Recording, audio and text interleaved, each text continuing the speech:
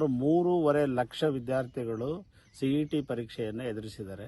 So ಅದರಲ್ಲಿ 4 ಸಬ್ಜೆಕ್ಟ್ಗಳಿದ್ದಾವೆ. ಒಂದು physics, chemistry, maths and biology.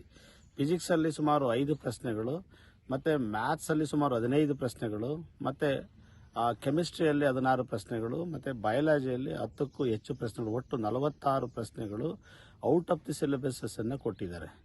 So ಇಲ್ಲಿ ದುರಂತ ಏನಂದ್ರೆ 240 ಮಾರ್ಕ್ಸ್ಗೆ ಸುಮಾರು 46 ಅಂದ್ರೆ ಹತ್ತತ್ರ 20% ಪ್ರಶ್ನೆಗಳು ತಪ್ಪಾಗಿದ್ದಾವೆ ಅಥವಾ ಬೇರೆ ಸಿಲೆಬಸ್ ಇಂದ ಬಂದಿರೋದ್ರಿಂದ ಇದು ಮಕ್ಕಳಿಗೆ ಬಹಳ ದೊಡ್ಡ ಆಘಾತ ಮತ್ತೆ ದುಃಖವನ್ನು ತರುವಂತಹ ಒಂದು ಘಟನೆಯಾಗಿದೆ.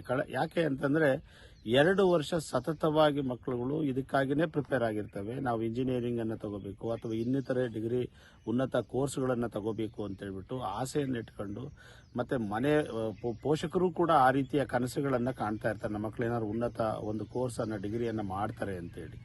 ಸೊ ಇದಕ್ಕೆ ತಣ್ಣೀರೆರಚಿರುವಂತಹ ಅಂದ್ರೆ ಇದಕ್ಕೆ ಒಂದು ದೊಡ್ಡ ಪ್ರಮಾದವನ್ನು ಎಸಗಿರುವಂತಹ ಈ ಇಲಾಖೆ ಬಹಳ ಬೇಜವಾಬ್ದಾರಿಯಿಂದ ಈ ವರ್ತನೆಯನ್ನ ಮಾಡಿದೆ.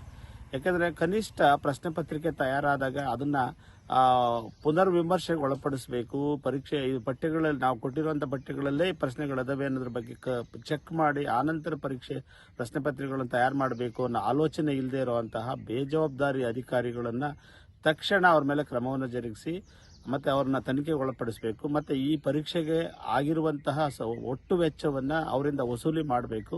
ಅದ್ರ ಜೊತೆಗೆ 46 ಮಾರ್ಕ್ಸ್ ಏನು ಕಡಿಮೆ ಅಲ್ಲ ಅದು.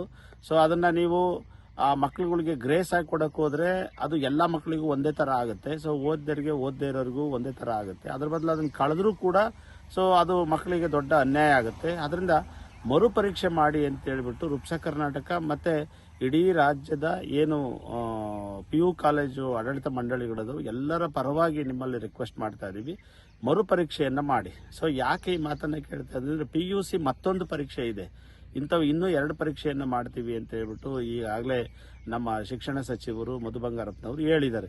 ಸೊ ಹಾಗಾಗಿ ಮೊದಲನೇ ಪರೀಕ್ಷೆನಲ್ಲಿ ಹೆಚ್ಚು ಇಂಪಾರ್ಟೆನ್ಸ್ ಅನ್ನು ಕೊಡದೇ ಇರುವಂತಹ ವಿದ್ಯಾರ್ಥಿಗಳು 2ನೇ ಪರೀಕ್ಷೆನಲ್ಲಿ ತಮ್ಮ ಅದೃಷ್ಟವನ್ನ ಪರೀಕ್ಷೆ ಮಾಡ್ಕೊಳ್ಳೋ ಹಂತದಲ್ಲಿ ಇದಾವೆ. ಸೊ ಆ ವಿದ್ಯಾರ್ಥಿಗಳಿಗೂ ಕೂಡ ಅನುಕೂಲ ಆಗುತ್ತೆ. ಸೊ ಅದರ ಪರೀಕ್ಷೆಯ ನಂತರ ನೀವು CET ಪರೀಕ್ಷೆಯನ್ನ ಮಾಡಬಹುದು ಅಂತ ಹೇಳ್ಬಿಟ್ಟು ಮಾಡಲೇಬೇಕು ಅಂತ ಹೇಳ್ಬಿಟ್ಟು ನಾವು ಒತ್ತಾಯ ಮಾಡ್ತೀವಿ.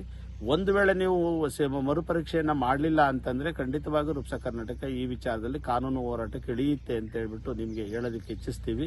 ಸೊ ಆ ಅವಕಾಶ ನೀವು ಕೊಡೋದಿಲ್ಲ, ನೀವೇ ಅದರ ನಿರ್ಧಾರ ಮಾಡ್ತೀರಾ ಅಂತ ಹೇಳ್ಬಿಟ್ಟು ನಾವು ಭಾವಿಸಿದೀವಿ. ಸಾಕಲ್ಲ, ಎಷ್ಟು ನಿಮಿಷ ಬಂತು?